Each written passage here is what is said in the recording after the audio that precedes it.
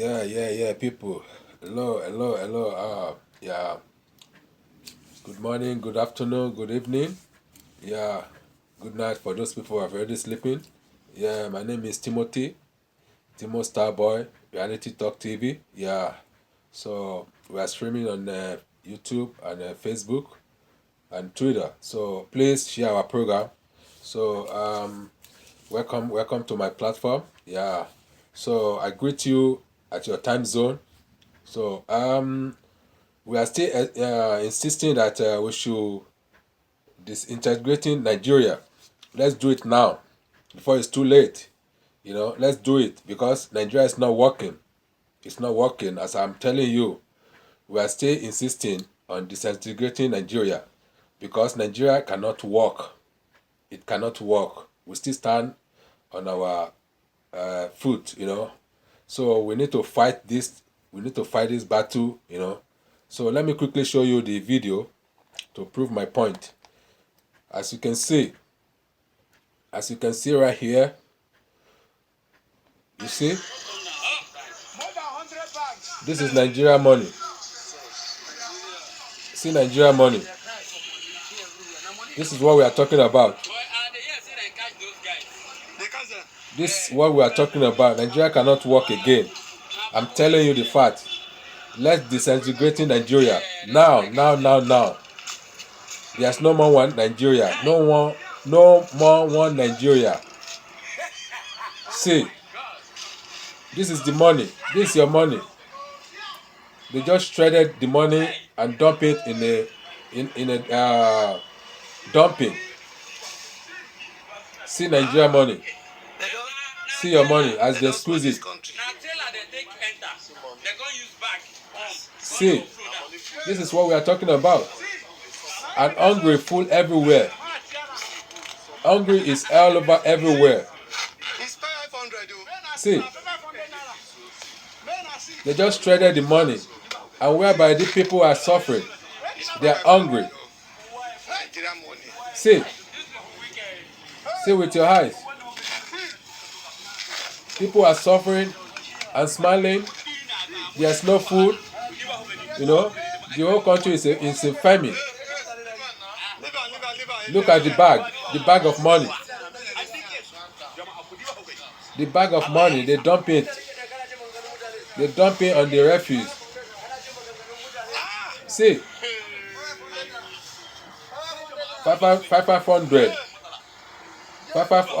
1,000 is there. See, so this is what we are telling you. Let me repeat it again. Let me show you again. You can see, this is your money. You see? Is it the kind of a country we are living in? There's no law. It's a lawless country. See, this is what we are telling you. Open your eyes. Shine your face. Shine your face. Nigeria cannot work. It cannot work. As far as we know, as far as we are concerned, it cannot work. We are doing our research. You see the money, a bag of money, just squeeze it. They dump it. They shredded the money that people supposed to be using to buy food stuff, to maintain their life. They don't support this country. As you can hear. As you can hear. You see? This is what we are showing you guys. You are saying we are lying. We are we don't know what we are talking about. Please share this. Share it. Share this program. God will bless you. They are very wicked people. See money. See money. For God's sake. And tell me how Nigeria will work. How Nigeria will work. This is what you call one Nigeria. The government there, they are corrupt. You see? You see what we are showing you? That is money for you. That is Nigeria for you. So, let me show you another video. Another one is this. This is news. Hello, Nigerians. I've got some video. Okay, this is not the one. Okay, listen to this one. Labour Party Presidential Campaign Council. This text I will put it on loudspeaker. Can hear very well. And expedient. The National Electoral Commission, The rule of law with greatest impunity, have is not more in Nigeria. Neglect and fail to obey Just listen. the order of the Presidential Election Petition Tribunal sitting in Abuja, who made on the 3rd of March 2023, directing it to grant the Labour Party and its presidential candidate, His Excellency Peter Gregory Obi, leave to apply and receive from INEC certified true copies of the materials used in the presidential election held on the 25th of February 2023. It will be recalled that the aforesaid order of the Presidential Election Petition Tribunal was duly served on INEC on the 3rd of March 2023, despite the fact that they were present and represented at the tribunal when the order was made. Not minding the service of this said order on INEC, and a reminder letter dated on the 6th day of March 2023, and delivered same day at the INEC headquarters Abuja, the electoral umpire has continued to ignore or disobey the valid order of such magnitude till now. It should be noted that in a democracy like ours, rule of law must triumph, and not only in our legal system, but also in our body politic as a whole. Parties to a litigation, like in the instant case, must accept and obey every order of the court in good faith. And no party should be seen to employ self-help to disrespect or disparage the order of the court, which is not, if not checked and curtailed, could possibly undermine our democracy, rule of law, and constitutionalism. The action of INEC under reference also constitutes, for all intent and purpose, an act of judicial insubordination and willful refusal to comply to the order of court. As we speak, INEC has chosen to obey the order of court given to it to reconfigure the BVAS machine, which they are doing right now, and ignoring the order granted to us to inspect the electoral material. We therefore call on the general public to note the level of lawlessness and bizarre disobedience to lawful order of a court by an important statutory agency such as INEC, and which is a well-calculated attempt to undermine and frustrate the presentation of the petition by the Labour Party and its presidential candidate, and before the tribunal in good time. We therefore want to state that we will not fail in our duty and responsibility given to us as mandated by the Nigerian people to ask our supporters to march down to INEC offices nationwide in a non-violent protest, which is allowed by law. This is to curtail the flagrant disobedience to court order by INEC and any other institution who may wish to do so now or in the nearest future. Thank you very much for listening. God bless the Federal Republic of Nigeria. We will entertain questions.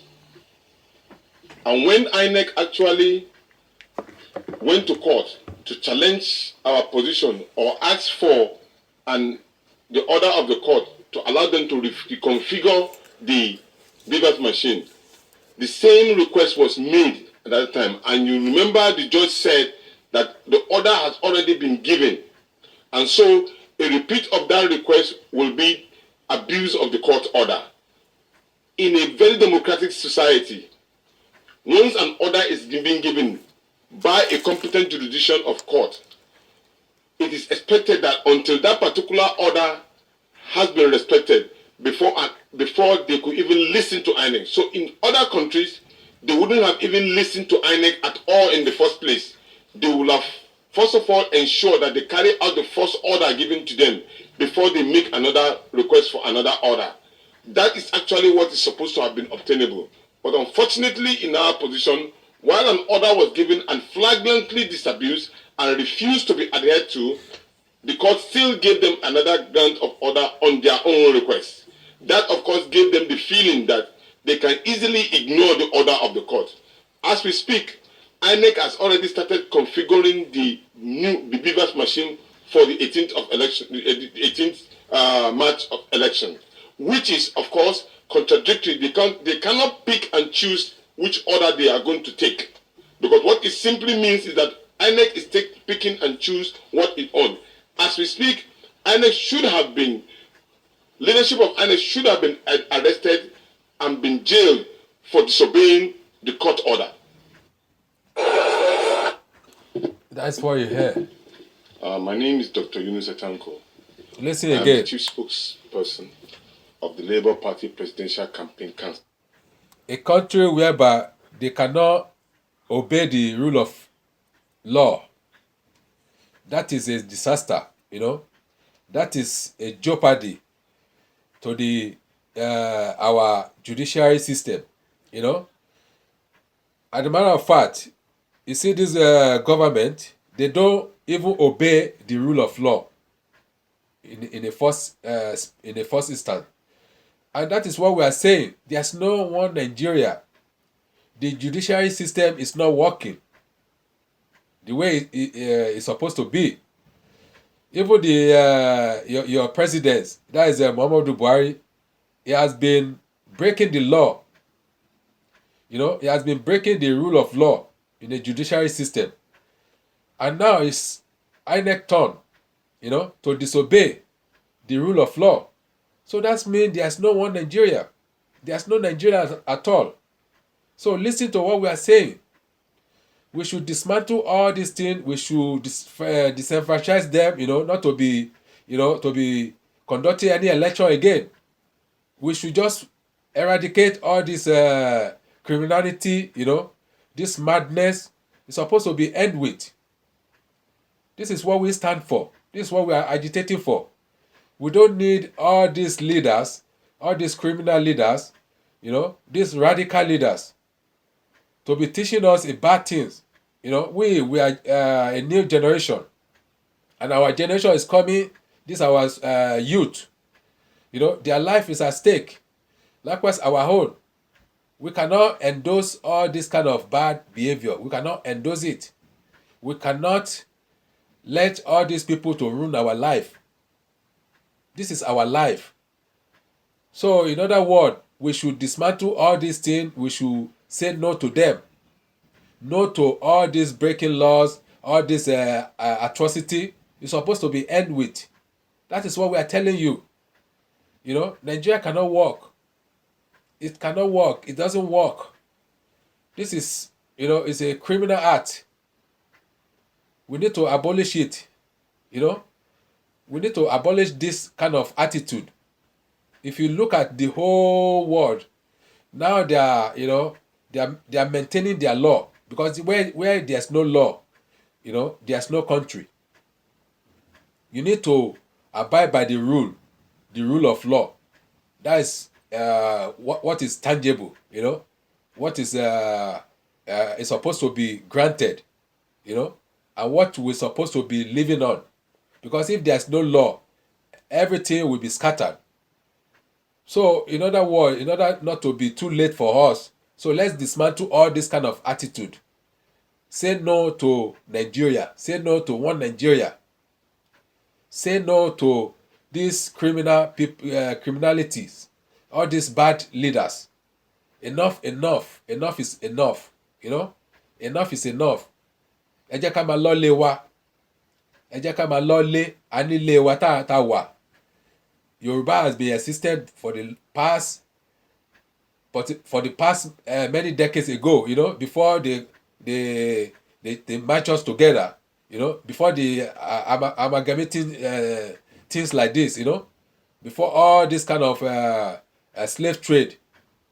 Yoruba has been existing, Igbo East has been existing. Likewise, the North, Hausas. So let's disintegrating this thing before it's too late. There's still time, for us to resolve this. If there's no referendum, everybody should go their way. Simple as ABC. We don't need all this kind of bad behaviors among our leaders, our elders, because they are very corrupt, and we don't want them to corrupt our life too. That's what we are agitating for. That's what we want our freedom, and we want it by all costs. So let's wise up, we youth. I'm calling on my youth. Let's be united and fight all these criminal things. All this thing is just rampant. It's going all along. So let's put end to it. Let's put end to it. Let's say enough is enough. As we are saying, enough of NSAS. So let's say enough of this criminality that our leaders they are putting us through. Without all this kind of fighting, we cannot achieve anything. We cannot go anywhere. We cannot go anywhere in our future. Our future is at stake. Our life is at stake. So listen carefully. I will play you the video that will be I think it's one of his. I think they interviewed the man, at Arise TV. So let me play you the video so that we know what we are talking about here. We are not joking. We are very serious about our life. Our life is on the line, so we cannot jeopardize it, It cannot jeopardize on our life. It's so unfortunate that we have a bad leaders, It's our bad leaders, our bad governor, They are just misconducting everything. They are misleading us. They don't teach us what we're supposed to learn, If you look at everywhere, America, Europe, their life is based on the rule of law. And they maintain their life according to their judiciary. So why our own will be different? Anytime the court ruling, they will not obey it. So what is the essence? What's the essence of all this kind of being as a governor, be as a president, as a senator? So what's the essence? It means that we don't have a country. The country whereby there's no law, there's no rule, it's not a country. It's only animal kingdom, animals. It's only a zoo that there's no rule. So are we going to turn our country to zoology country? Jungle of justice. They are just doing anything they want. All these are our bad leaders. So we should wipe them away. We should eradicate all this kind of attitude. That's what we are talking about. So let's listen to Peter Obi, what he was saying. Because I know they will fight this thing. They will fight it at the court. But at the end of it, they will not give this guy his mandate. He was just playing, because that is what the system has turned us into. And we cannot sit back and relax and be watching everything that will be going on a rough way. So we have our life to live. So we are asking for our freedom. We are asking for our region. Let's go back to regional system. Let's go back to our regional system, because you cannot read us up, This is our chance. This is our life. So let's come together. I'm talking to you, youth. I'm not talking to all these old leaders that they are spoiling everything. They don't know what to do. They don't know how to conduct a simple election. Just simple election that has digital on it, This is a 21st century, We're supposed to be graduating, not going down on our system. Because these people, they are awkward. They're only thinking backward. They're never thinking forward. So our life depends on it. Let's wake up. Let's stand right. Stand up with our foot. We stand with our foot and ask for our life. Ask for our chances. You know, it's very important. It's very, very important. So let's take it seriously. This is our life. So listen to Obi. I think this is a 12. So Peter Obi live interview. So listen to this. To ethnic, religious, and be shouting, oh, Peter campaign on religion, oh, Peter campaign on, but that was doing it. This is the man. In any way, told anybody, in any church, in any gathering, vote for me based on this. I've said it, do not vote for Peter Obi based because of his father is on this. People voted for me on the issue of somebody being young and motivated. It's laughable. It's actually, we should actually stop people from being old and contest. If I have my way, if we can retire our bishops at 70, retire our professors at 70, Supreme Court at 70, it's time we put age for this our politics so that people can also retire. Because there's a reason why we say at 70, 75, people should go and rest. So let us, is these people that are saying it that are bringing confusion? Age of 40 is age where people are becoming or became president in America, the world's biggest economy, 25 trillion. And you're just 400 billion. And you're talking about age. That is the right age, the right background, the right education. We've been talking about the presidential election.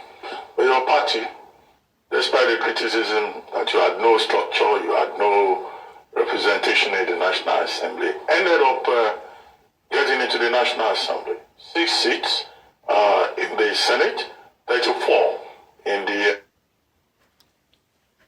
Sorry. Okay.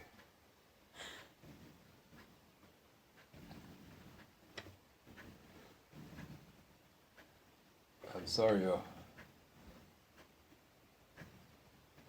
In the House of Representatives. I would like you to comment on that. And then second, this issue of INEC not allowing you access to inspect election materials.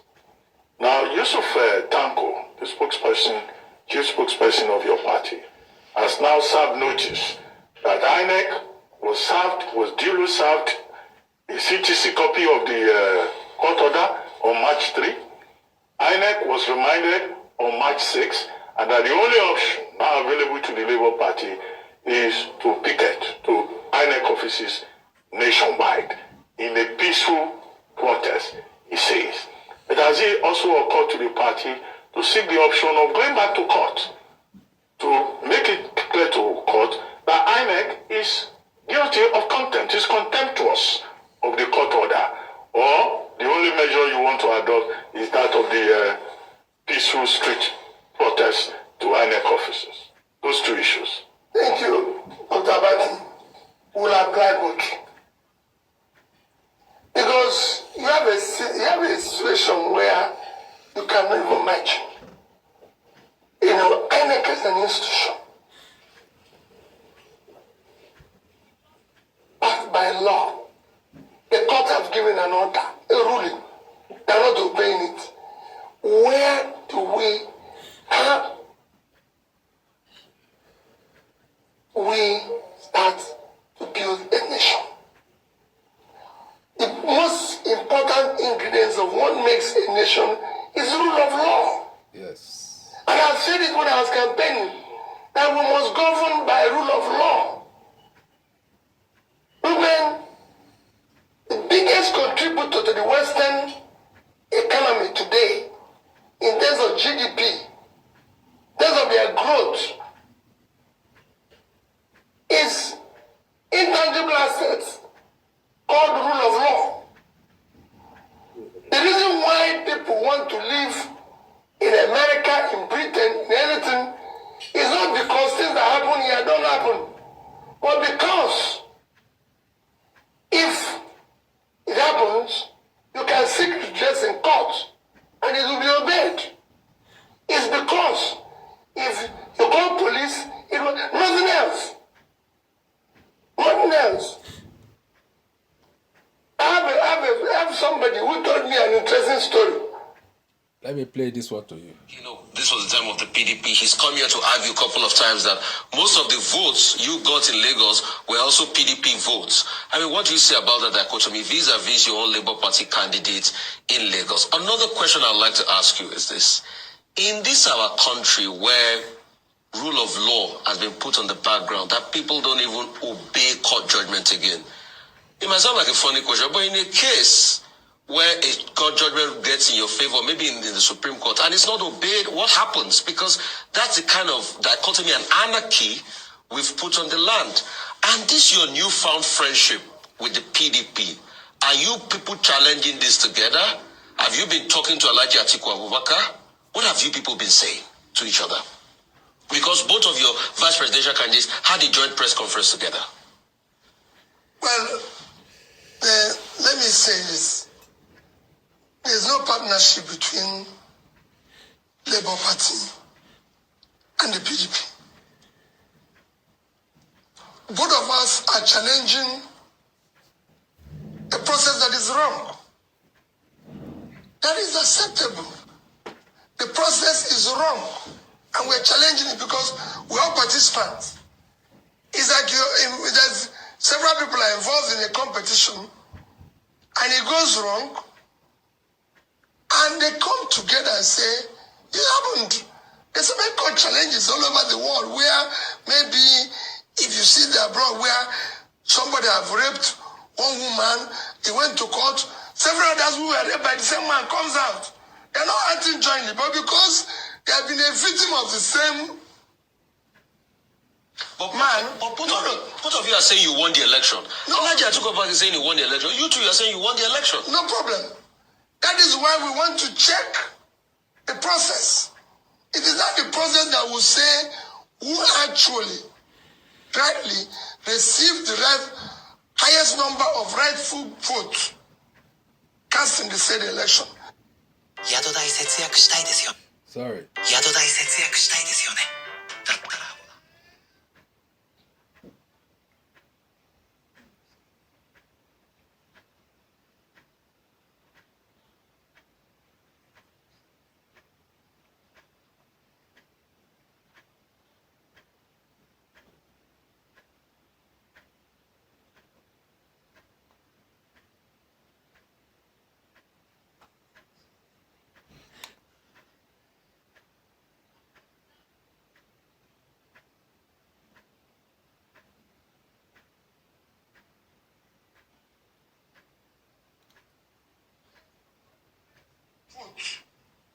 Cast in the said election.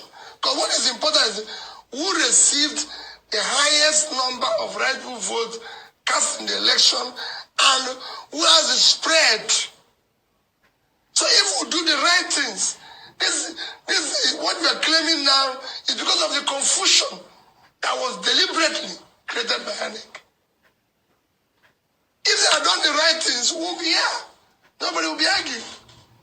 Like I said, I have my respect for Atiku. My respect for him remains as long as I live. He's a respected elder brother. You've been speaking to him? Of course. As regards this election? No, not as regards the election, but any other issue. We have always remained close. He's my respected elder brother. On issue of Nigeria, we're two different candidates. I'm committed to a new Nigeria. Committed to doing things different. And my commitment is total. But my commitment does not in any way affect my respect for Kim or Tinubu.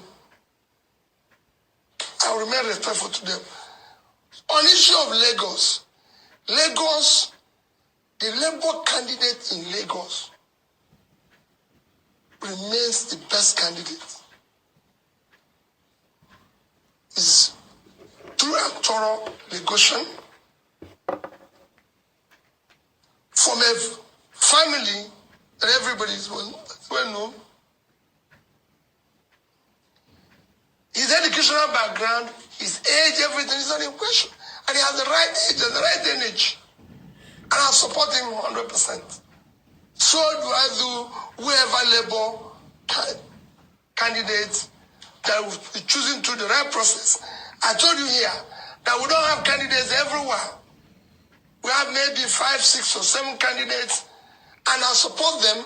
Wherever you see me not supporting our candidate, Labour Party, especially our chairman, must have maybe worked with them in partnership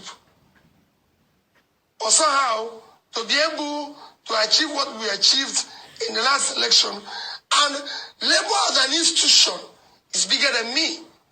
And I respect and take the ratings of the chairman. Because we want to build institutions so it will work. Even if I'm the leader, I believe in the institution. And I must respect the institution. That's some of the rascalities I saw in other parties that makes it not work. Because people think they are bigger than the party. I'm not bigger than Labour Party. Labour Party remains bigger and also whatever directives. So I assure you we support GRV, and I can tell you he's a fantastic candidate. Okay, Mr. Obi, here's a friend of yours. I don't want to name him on television.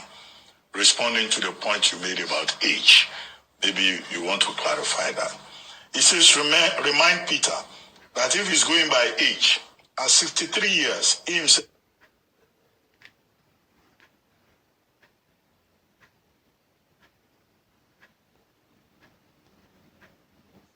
isn't qualified. We should be talking about credibility and the characteristics of leadership, irrespective of age. 63 years. Who is 63? That's what he's saying about you. And I'm just reading what he sent to me. He said, it's not about age. The task of nation building is a mutual responsibility between the young and the old. The old contributing experience and maturity, and the young collaborating with audacity and diversity. In the USA, that he quotes, the use of age as a criterion for any job is considered discriminatory, just like religious and gender discrimination.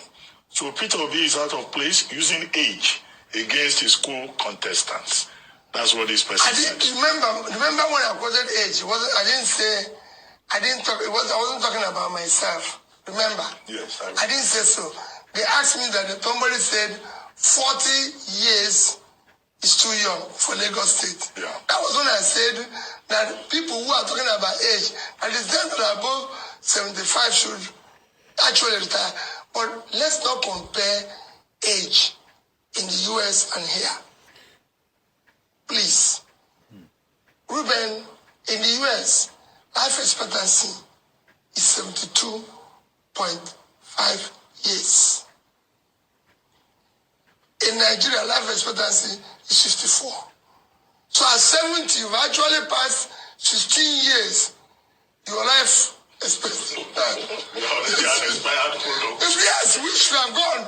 So, and some of these people who are saying this have contributed why people are dying, where we have high infant mortality. So let us not compare the two. It's not the same society. Life expectancy, somebody who is 8 in America is different from somebody who is 80 here. So you cannot compare the two of them. I'm not going to go into life expectancy, but I assure you, until I'm not 63 years old, Ruben, as maybe right, maybe wrong, my affidavit letter, which as secretary allowed my mother gave me since 1970, is that I was born in July 19th, 1961. On what market day was So if anything is wrong, but the benefit of the man asking the question. if anything is wrong, I hold my mother responsible. But she's been a wonderful woman. I didn't have the privilege of my father giving me any, so it's my mother who gave. So if you follow it, Ruben, I'm still going to be 62 in this July. So I'm not excluding, I'm not comparing the age and all that. But I assure you of my commitment is, and I listen to what he said, we need experience of age. But the age and the old have not used that experience. Rather, what they are doing is claiming experience.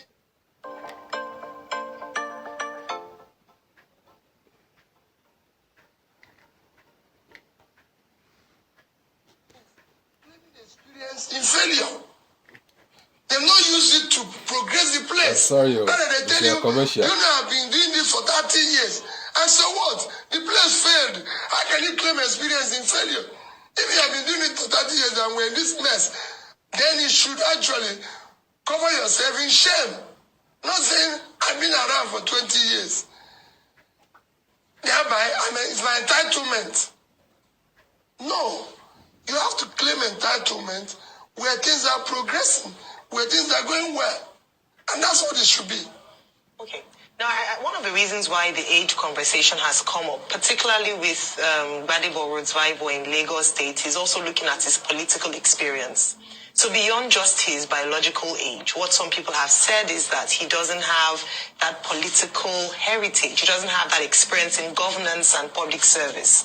I'd like you to speak to that, please, because it's beyond age. It's also the fact that, so you talked about the fact that he went to MIT, fantastic, Ivy League school. However, they're saying that if you're going to, govern a diverse, cosmopolitan city like Lagos, you would need more than an MIT certificate. What do you have to say to that? Which experience? When you talk about experience, my sister, when I was campaigning to be governor of Anambra State, I've never worked in government. I've never had anything to do with government. I was faced with the same thing. I was his age. I was just about, I started campaigning in 2003. 2001. I was just 39. By the time that the election took place, I was 41, 42. So I was at that age. And it was the same thing. People were saying, hey, who is he? He has never worked in government before. He has not done this before. The only experience they can claim is the same experience of corruption, experience of stealing, experience of doing the wrong thing. In fact, at times it's good to bring somebody who doesn't have that experience so he can clean up the mess. I came in without that experience. And when they wanted to teach me the experience, I told them they are wrong. I recall telling my people to ask me, why will government of Anambra State have a lodge in Abuja? They said, because every state have it. I said, well, we can't. The governor doesn't live in Abuja, so shut it down. Why would this one happen? Why is the government going to have 18 guest houses? They say because that is all them, because you have guests.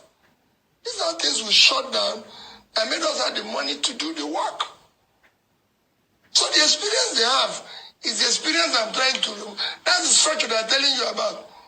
What you saw is challenging now is the structure that we are saying we have no structure, we have no structure. That's the experience. As far as I'm concerned, he's at the right age, the right energy, the right educational background. Whatever there is that I think is lacking, because of his exposure and everything, he will be able to read it. A job of a leader is always listening and learning. Okay.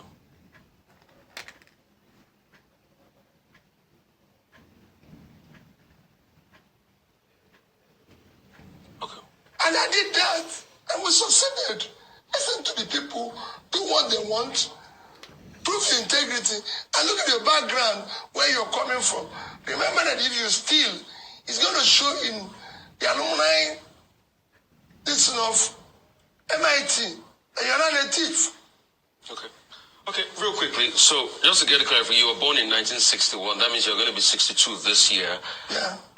Secondly, I'd like to ask, what is now the level of your relationship with Governor Soludo of Anambra State?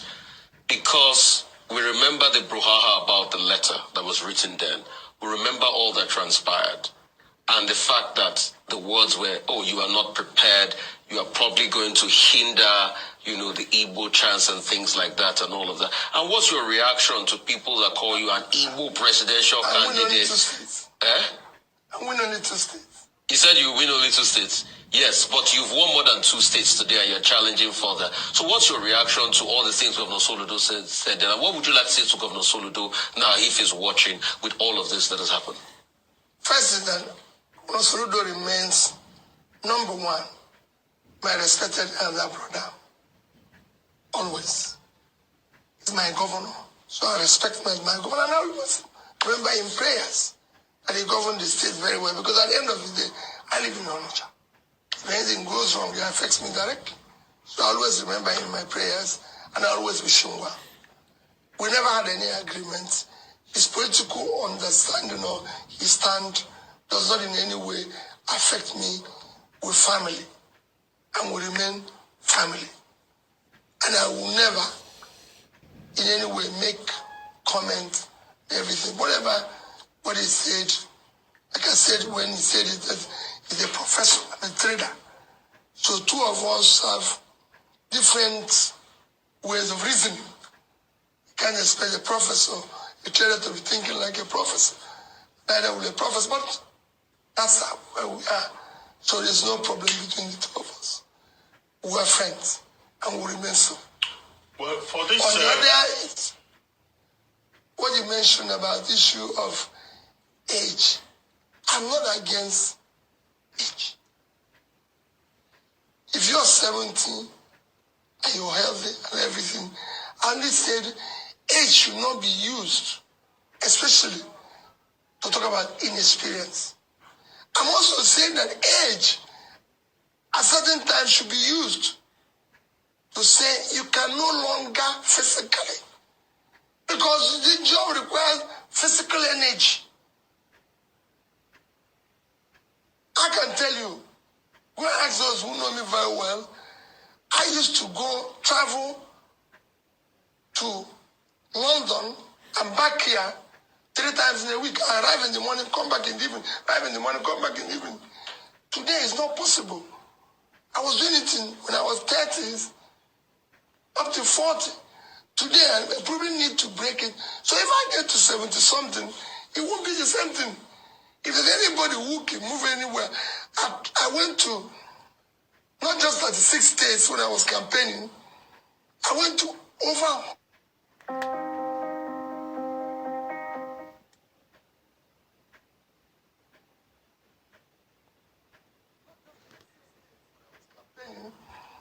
I went to over 100 places. If I go to your state, which state are you? Ogun State. Thank you. I'm the only person who went beyond one. If I go to Ogun, I'll visit another place. If I went to Oyo, I went to Ogbomoso. I went to this. I went to Adamawa. I was in Numan. I was in Mubi. I was in Medugri. I was in Biu. I went to Edo. I was in Auchi, Uromi, and this. It was possible. The other candidates can do the same thing. They can knock themselves. It has to do with physical energy. Well, Mr. It's important. We have to begin to wrap up now. Thank There's you. just one more thing for you to respond to.